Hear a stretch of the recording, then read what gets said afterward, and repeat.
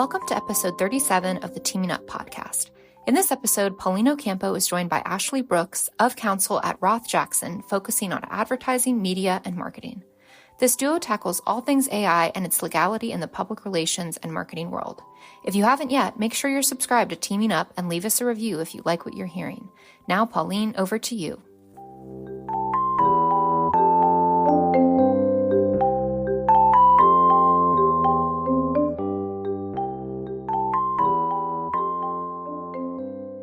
Well, thank you so much for joining us on the pod today, Ashley. Thank you.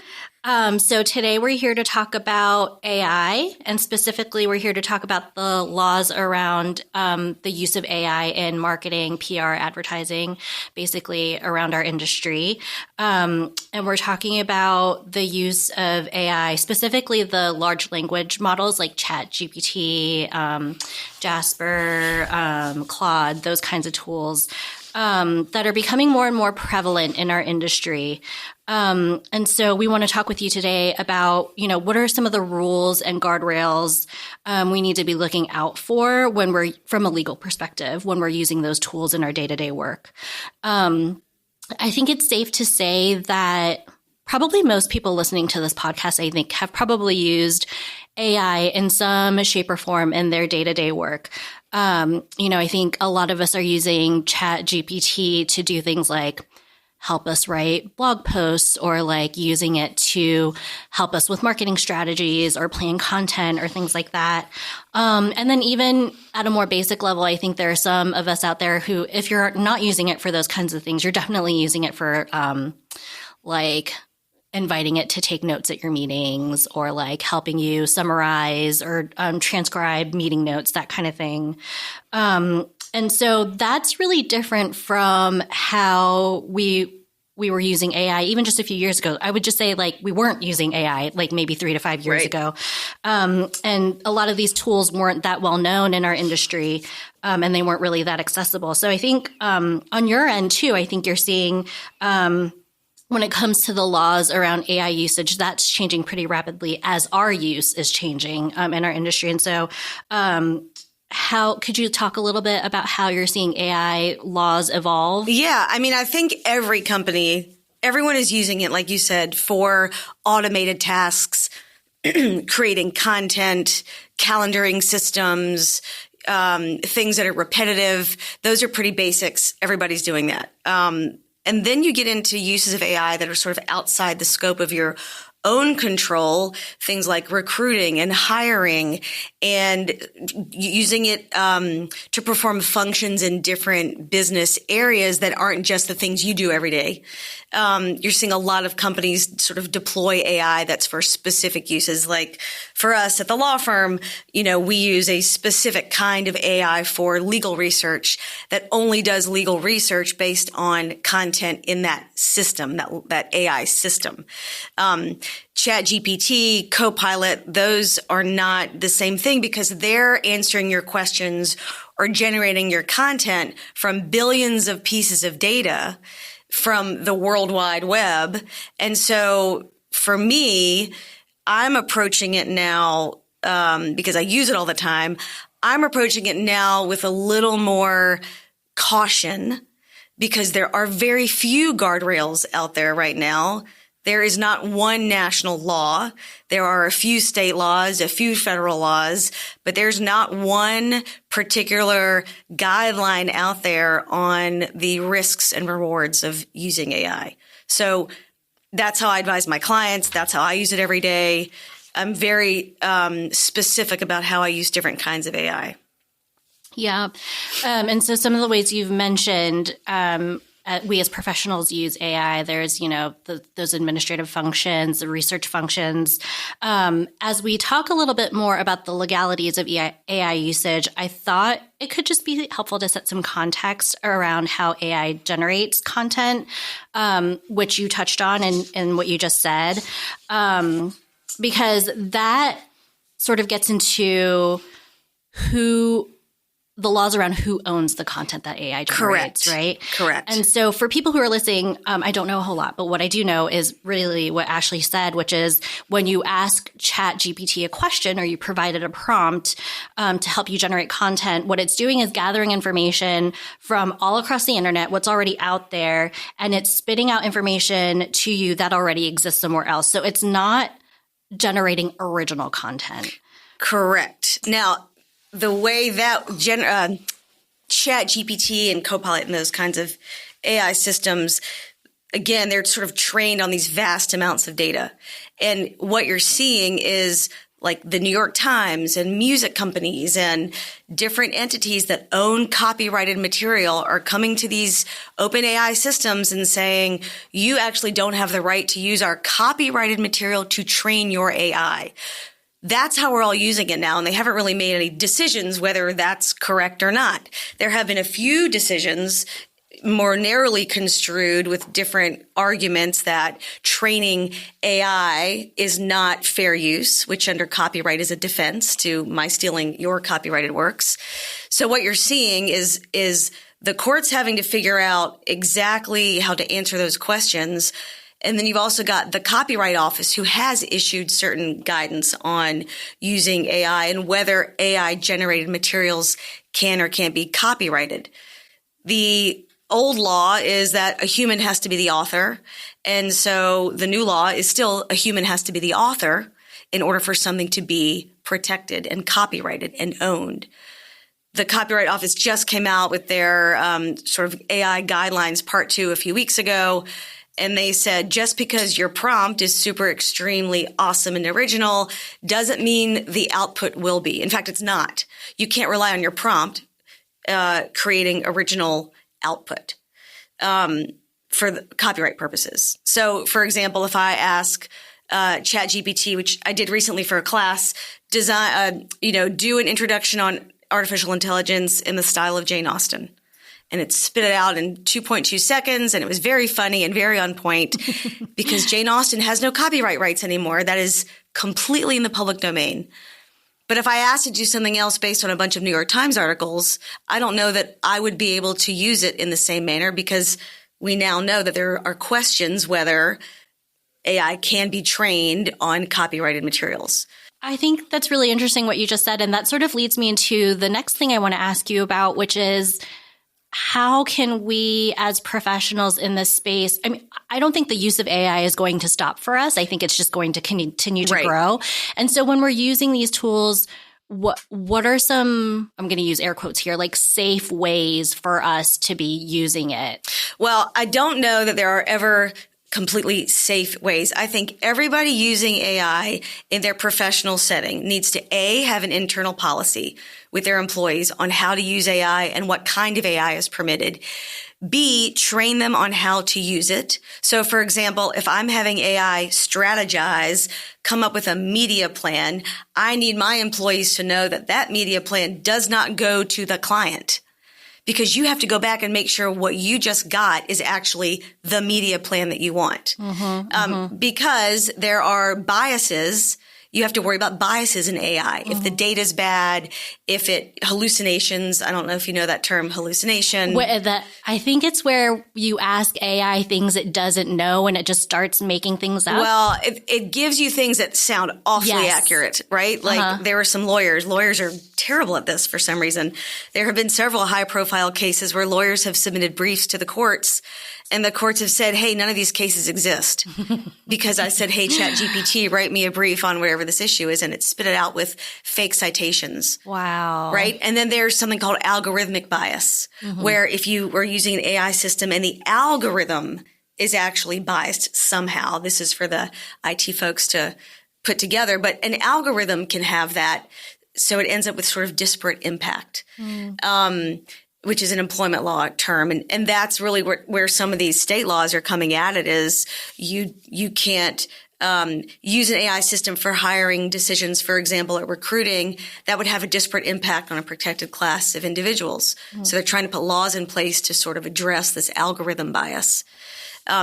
So anyone using it needs to vet the tools really carefully and read those stupid terms and conditions that I spend time writing for apps and websites, because it will tell you in those terms and conditions who's going to own what, who owns the prompt, who owns the output, who doesn't own it, if what you're inputting now becomes their training data. So it's this whole sort of not chain of title, but you have to dig deeper and deeper and deeper to make sure you really understand how the data map sort of works. And then on top of learning what your AI system is going to do, you then have to worry about 20 different states with data privacy laws. Yeah. So back to your original question is what is the legal sort of landscape? It looks a lot like data privacy did a few years ago when California came out with a privacy law. Then Virginia followed shortly thereafter, and then 18 more states submitted their own data privacy laws. So we don't have a national standard, which makes it very difficult for developers and users to comply, because you have to comply with 20 different states. One of the other things that you and I had chatted about in our pre-production call too that I thought was interesting was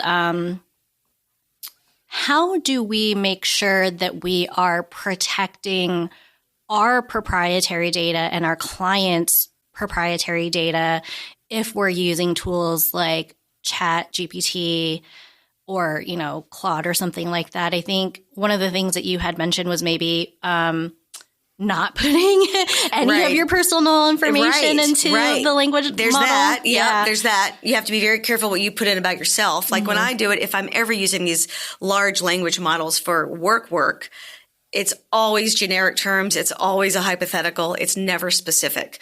Lawyers, generally, we have obviously, client attorney confidentiality. We should not be inputting any confidential information about our clients. For you, some clients, if it's like a state agency, for example, or an entity, they have different regulations than maybe a private company client might. So it has to be this sort of ongoing dialogue is what did our contracts say on confidentiality? Are they expecting us to use AI, for example, on research because it could save money? We're going to be using analytics anyway. That's AI. Google Ads, that's AI. They all use AI. So it's this ongoing kind of what are your expectations from a client standpoint and what are our safeguards from an agency standpoint, and making sure that you communicate really clearly. So if you're, again, working for a state entity or agency, they have very specific liability terms that maybe a private client could wiggle on, but the state can't. Or, repping and warrantying that your work product is original. Well, if you're using AI, it can't really be original all the way through. So you have to make sure everybody understands, if you're going to use AI, how that would affect those representations and warranties from your end and the client's expectations. Yeah. What I'm hearing you say is there's got to be a lot of transparency and open conversation and dialogue between clients and agencies about the use of AI. Yeah. And if you don't already have some sort of contract rider, or it's not built into your contractual terms, it needs to be. Because again, I have clients in the publishing industry, their authors say, don't use our content to train AI systems. And the publisher says, I rep and warrant that I won't use it. And so it's in every content creator's vocabulary now. It's normal. It used to be weird to ask about it, to say things like rep and warrant that a human made this. It's not weird now. Yeah. You kind of have to say that. Yeah. And the flip side is true. Some clients say don't use any AI at all. We want to copyright this. We want to have certain rights to whatever you're developing as a work product that we can't otherwise have if you use AI. So there's that. And I think clients are obviously becoming more sophisticated with using it because they're all using it. And agencies are becoming more sophisticated. So, it's one thing to do research and create a plan. It's another thing to publish a deliverable. Yeah. Those things really, I think that's kind of the dividing line of, all right, I've done some research. I've got a white paper. I'm going to write it for the client. I've vetted the research versus I've created a bunch of ads with AI and let's just shoot them out there. Yeah. That's dangerous. Yeah. One of the things we've been saying internally at Hodges around the use of AI is treating it like an intern. It's like using it as a starting point to get something going, but we would never send something out the door that an intern created without putting our hands on it, right? Right. Fact checking, proofing, Yeah. adding our professional expertise to it. Exactly. And so I think those are the ways in which we can, in the industry, guarantee that we're not just handing over AI work wholesale to our clients. That's a really good way to think about it. And you're not, if you look up, like, you know, if you actually typed into AI, what are ad agencies doing right now with artificial intelligence? That's kind of one of the top things is we're using it as a starting point. And I use it for that reason too. I need a sentence for a particular kind of indemnification. Sometimes I'll pop it in there and it helps me get started, but I always rewrite everything. And same for blogs. I'll have it help me get started and always rewrite it because it doesn't ever really sound like a human. It's not that good yet. So, for you, that's a great way to look at it is let's use it to help us get somewhere. We're going to take it the rest of the way and vet all the information that it spits out. Yeah. In terms of some like actionable items or next steps for people who are taking away things from this podcast, what are some like best practices or things that we should be doing right away? I heard we talked a little bit about like transparency with our clients and writing policies around these things. Would you recommend as agencies and people in this industry working with lawyers to go ahead and get those kinds of things worked into like our LOAs with clients and our scopes of work and that kind of thing? Yeah. I mean, even if it's just an introductory, hey, client, here's the price of what we're going to do. If we use AI, it might look like this. If we don't use AI, it might look like this.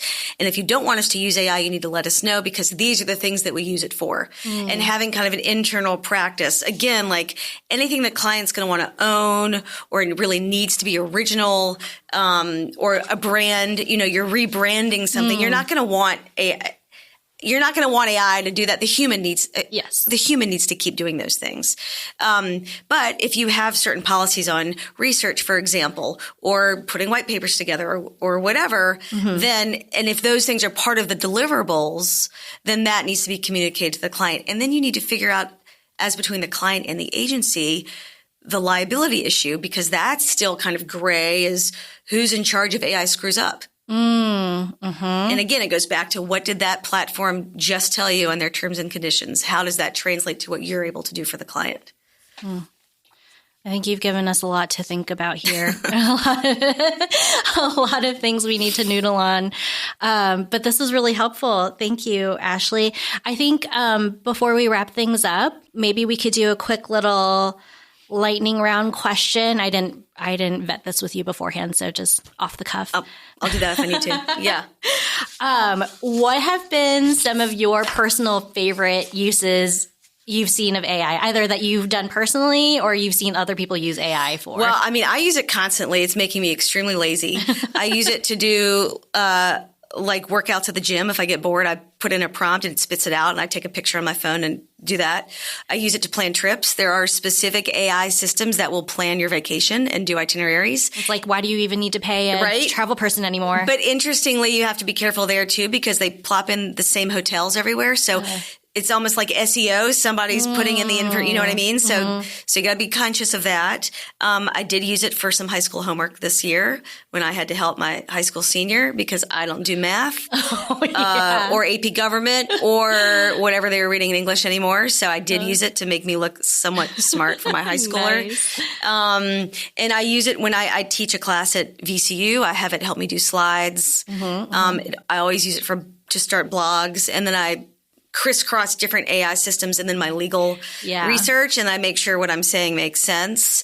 I've messed with the images a little bit for just for fun, and they're not that great yet. But yeah, I mean, I probably use it every day. I worry that it's going to create real problems for our critical thinking, but the next generation can worry about that. That's a tomorrow problem. Yeah, not that's a today their problem. Yeah. Well, thank you so much for joining us, Ashley. Thank you for having me. And we'll catch you next time. All right. Thanks.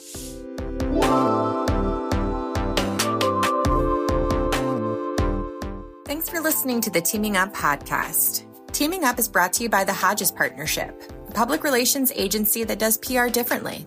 We bring clients thoughtful, strategic communications through earned, owned, and paid media. The Teaming Up podcast is a Happy Committee production. Episodes are released monthly, so subscribe on your favorite podcast service so you never miss an episode.